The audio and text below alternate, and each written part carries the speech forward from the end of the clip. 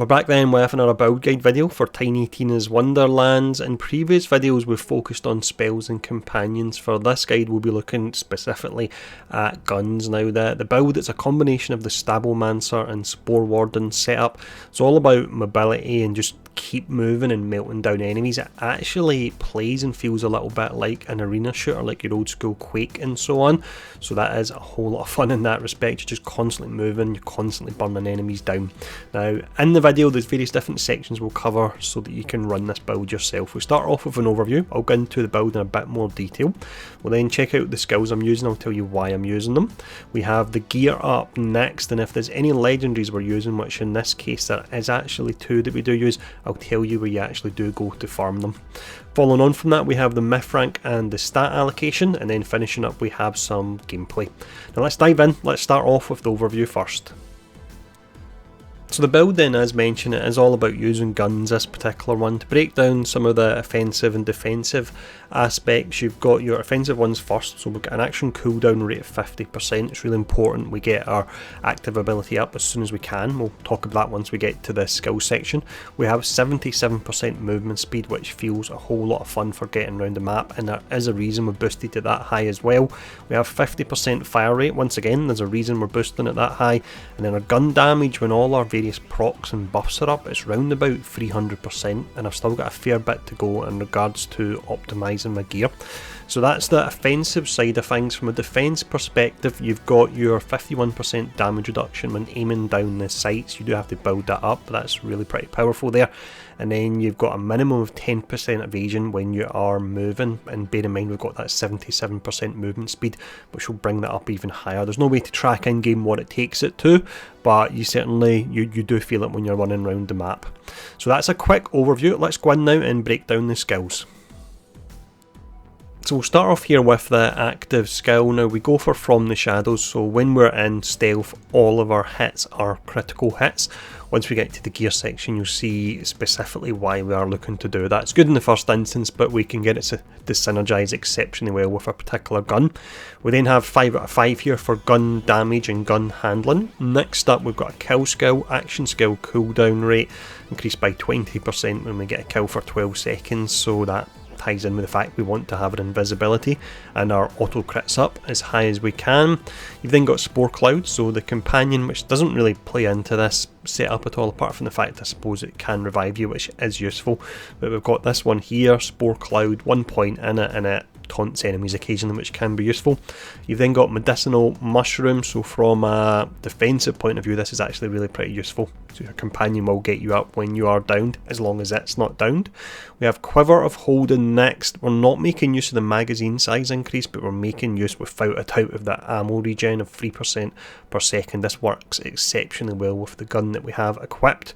We have Windrunner, so this one here, it's a kill skill. We gain increased movement speed and fire rate. I've currently got this in 5 out of 3, so essentially you're looking at when I get 2 kills, 40% increase in my fire rate, which again is really important, and you'll see why once we get to the gear section, and 40% increase to movement speed, which is important as well. You'll see why once we get to the Stabbomancer section and looking at the skills here. Next up we have Called Shot, so this particular one, when aiming down the sights we gain increased gun damage and damage resistance. That goes all the way up to 53% gun damage and 51% damage resistance. 10 seconds is a fair amount of time for it to actually happen, but in certain bosses it really is pretty useful. We then have Headhunter, so gun damage dealt to critical hit areas is increased, that goes up by 25%.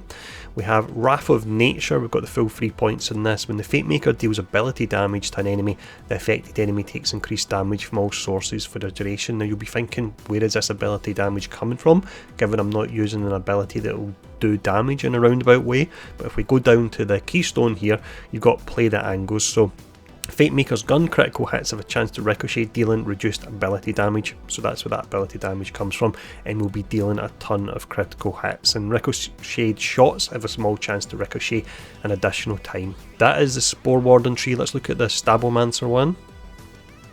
So we start off here with Arsenal. It's not the strongest buff, but we need it to get further down the tree. This gives us additional 15% gun damage. That's the part that is relevant for us. We then have potent poisons. We're making heavy use of frost, which you'll see in just a moment. So we've got status effect damage and status effect duration. Duration goes up by a whopping 40%, so when you freeze people, they'll be frozen for a fair amount of time.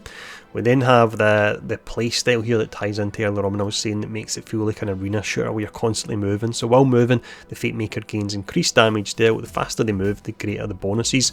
Currently it's 16% because I'm 8 out of 5 of this, but that's at walking speed.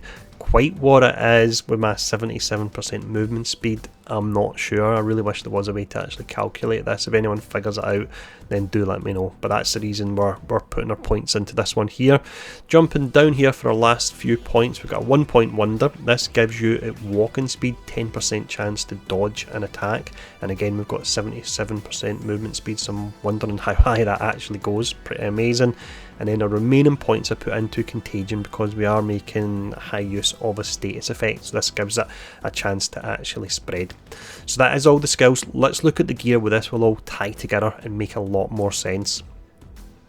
So we start off here with the gun we're using. I will say straight away, yes, I am aware that this gun is most definitely on the powerful side at the moment. Even if it is brought down a bit, it will still be fantastic for this setup. The main reason I'm really using it is that this is a gun that builds up heat and then you eventually need to reload it, but works great until it doesn't. Means that if you get a crit hit with it, it doesn't build heat. So when we go into invisibility and all our hits that connect are critical hits, we're not building any heat, we don't need to reload, and you just want to go through your ammo as quick as you can on it. That's why you've got the increased fire rate. This particular variant consumes 2 ammo per shot as well. That's the one you're looking for.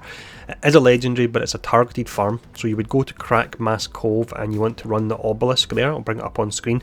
You want to run that over and over until you get this dropping, and as mentioned, you want the consumes 2 ammo per shot version. You don't have to worry about that 2 ammo per shot building additional heat because you'll be going invisible before you hold it down and just go crazy. Now in regards to the melee item here, it's just really the enhancement I'm using it for. So an action skill start increased damage dealt by 20% for 20 seconds. So when we go invisible, we're getting that buff there. And I'll actually show you an action skill start here, increased status effect chance and damage by 20% for 10 seconds. Jumping down to the rings that we've got here, nothing really special with these at the moment. I'm just using them for the gun damage, and I always do a follow-up video when I've spent more time gearing up my character. But for now, it's just really the gun damage that I'm using them for there. We have this particular shield. I'm using this because it's got a chance to absorb bullets as ammo, but we've got that 3% ammo that actually regens per second enemy with this particular setup, but this does give me additional ammo if I'm going through it quick. If we move down here, we've got this one. The main reason I'm using it is just for the perks, to be honest. So it's got that increased fire rate and all damage dealt. Ideally what you would be looking for is something similar to that, buffing some of your more useful skills, but this one here. So with this, it's task critically failed successfully. Total crit hit chance is reduced by 50%. It makes no difference when we are invisible because every hit is a crit, but critical hit damage is increased by 50%. So essentially take away the negative from this, you're only getting the positive when you are invisible. So that's really pretty amazing. That's ideally what you are looking for. If we go across to the pendant here, I don't have anything really that great, to be honest. The main reason I'm using it is just the gun damage and the Spore Warden damage. It has got the additional gun magazine size, but I don't think this matters because you don't essentially have a magazine with this particular gun, and I don't think gun magazine size affects the heat build up on it at all. If it does, let me know. We're then using the Buffmeister. Yes, another item which is overpowered, but it's only really broken overpowered if you're running a spellcaster and you have it in your right hand. That's when it doesn't work correctly. So if you see someone showing off a build and they're using this in the right hand, then that's a bug that are actually shown off. I am using this in my left hand, which means it's doing the damage it's intended to do, even if it is pretty powerful. This is just a random drop as far as I'm aware, so you just need to get lucky and get this, but I've had about 5 or 6 of them. It seems to be a pretty common drop. So that is all the gear. Let's now talk about where I put my stats and also the myth rank. Stat wise then, we went for attunement first so we can get our invisibility skill up as high as we can, make it around about 50% skill cooldown on that, so that's really useful. And then we went for some constitution just to get our health up a little bit higher, and then after that we went for the crit damage because of course you've got all your guaranteed crits when you are invisible. So that's the stats. Let's check out the myth rank. Myth rank wise, this is quite annoying in that it's universal for all characters, so once you start to level it in one, it will apply to all the others, but where I've got my points is almost universally good. So I've got loot luck here for Druid. Under Archmage I've got intelligence. I suppose that will make my Buffmeister come up quicker, so that is useful in that respect. We then have Blade Master, so we've got strength, that gives you your additional crit, that's great. Constitution, but survivability is always nice.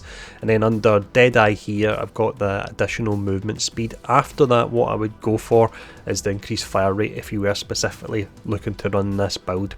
So that's everything you need to know to run it. What I'll do now is show off some gameplay so you can actually see it in action, and it'll make a lot more sense. Everything you'll see, it all clicks together, and it really is a whole lot of fun. I've had a heap of fun running this particular build. In fact, I will look to do a Chaos level 20 version as soon as I get there. That's not going to take me long. Hopefully it'll be in the next day or two at the absolute latest. So there we go, that's us done.